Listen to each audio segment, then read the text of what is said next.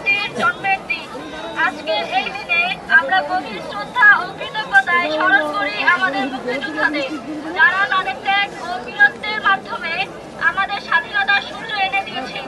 বাংলাদেশের মুক্তিযুদ্ধ কোনো সাধারণ যুদ্ধ ছিল না, এটি ছিল অন্যায়ের বিরুদ্ধে ন্যায়ের সংগ্রাম, শোষণের বিরুদ্ধে মুক্তির লড়াই। 9 মাসের এই রক্তক্ষয়ী যুদ্ধে লক্ষ লক্ষ প্রাণের বিনিময়ে অর্জিত হয়েছে আমাদের স্বাধীনতা। আজকের দিনটি